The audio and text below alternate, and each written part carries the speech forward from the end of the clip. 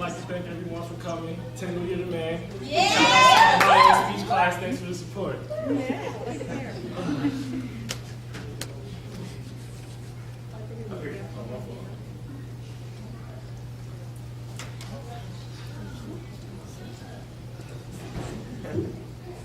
Welcome to my world, the world of hip-hop.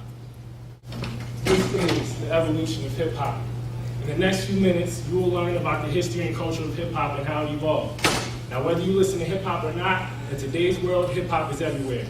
Over the last 10 years, according to CSUpromoting.edu, hip-hop music sales have increased 150% and is still rising.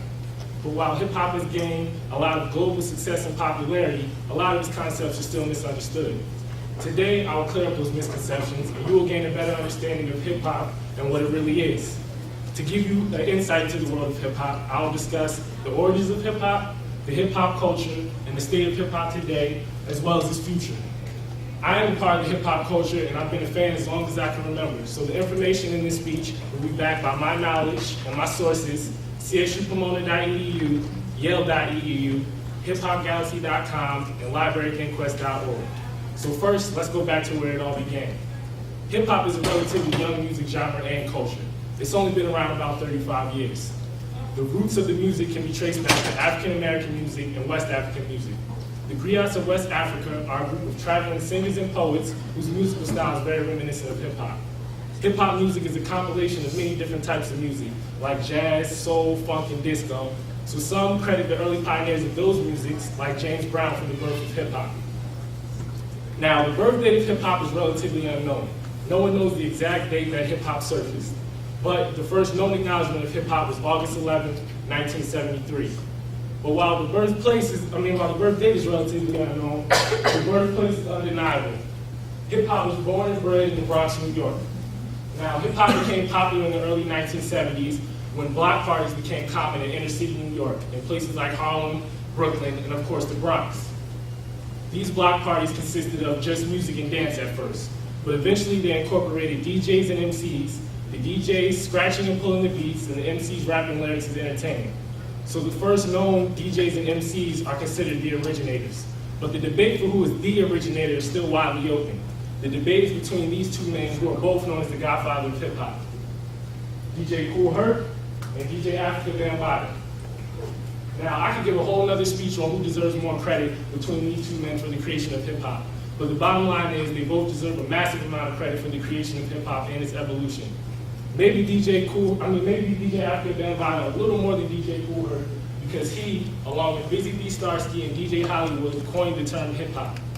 Now, there are a lot of theories about how hip hop got its name, but most say that hip hop got its name because of how the music made people feel when it first came out. In the early 70s, hip hop was new, it was fresh, and it was something that people had never heard before, what the younger generations were calling hip. And its unique beats, drumline, and bass made people want to bounce or hop, hence the name hip hop. Now, the early goals of hip hop were to talk about unity and expression and deliver messages to the suffering African American population. So now that you understand the history, how and where hip hop started, let's talk about the culture and what it really is. Earlier I mentioned there are a lot of misconceptions about the hip hop culture. One of the major misconceptions is that hip hop is just a music genre. That is absolutely false. Hip hop is a form of expression, and hip hop is a culture. Now, the culture consists of three parts: art, fashion, and music. There are four fundamental elements to this culture: hip hop dance, hip hop art, hip hop music, and hip hop fashion. Hip hop dance consists of breakdancing and other interesting forms of street dance. Hip hop art consists of urban-inspired art and graffiti. Hip hop music consists of DJing, beatboxing, scratching, rapping, and producing. And the way I'm dressed tonight is a great example of hip hop fashion, if I do say so myself. Now, as I mentioned earlier, hip hop in the early stage was all about expression and unity. So when talking about the culture, you can't leave out the art, the dance, and the fashion. But with that being said, it is undeniable that hip-hop music is the linchpin to the culture. The overall culture has been established and reinforced by this musical art form. Now, back when hip-hop first started, it was something very positive. It was something that DJs were doing to try to bring positivity to their neighborhoods. Today, not so much. So there's a lot of criticisms about hip hop. Some people even say that hip hop is dead. Some people say that it's losing its way and its culture is headed in the wrong direction. But I beg to differ. Hip hop is very much still alive. And that's going to bring me to hip hop today and its future. In the US today, hip hop is the fastest growing music genre in the country.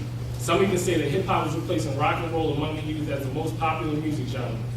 Hip hop is prompting various industries to pay attention to its appetite. Magazines like The Vibe and The Source were created. Radio stations like Hot 97 and Power 105.1 and TV channels like BET and MTV were all created to appeal to this population. But while hip hop is gaining its biggest platform yet, some still say that it's dying and losing its way, mostly because of the messages that it's sending and the way people express themselves. But people like this contribute to that, bringing down the culture of hip hop.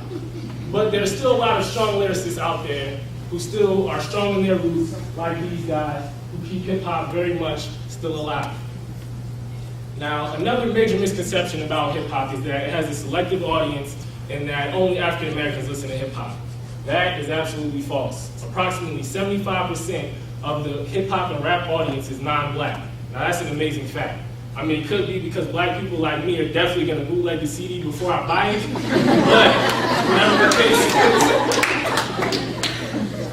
but whatever the case is, it goes to speak to the diversity that hip hop still has. Russell Simmons, one of the most innovative people in the hip hop culture and the owner of Def Jam, said this: hip hop has transcended beyond just music. It has become a lifestyle and a culture for people worldwide. Hip hop is an attitude and hip hop is a language in which a kid from Detroit can relate to a kid in Hong Kong. 75% of our audience is non-black kids. Now you have kids in Beverly Hills who are now sensitive to the situations in Compton, which goes to speak for the positivity that hip hop still has. Now hip hop has always been a rebel culture and it's always had naysayers. And it has evolved from My Adidas and Fight the Power to Big Pimpin' and Bling Bling.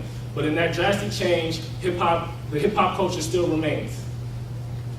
So now, after embracing the past and the culture and discussing the state of the music today, you should all have a better outlook on hip hop. The next time you hear a Jay-Z song or see a Lil Wayne video, you have a better understanding of the music and my culture, hip hop. Thank you.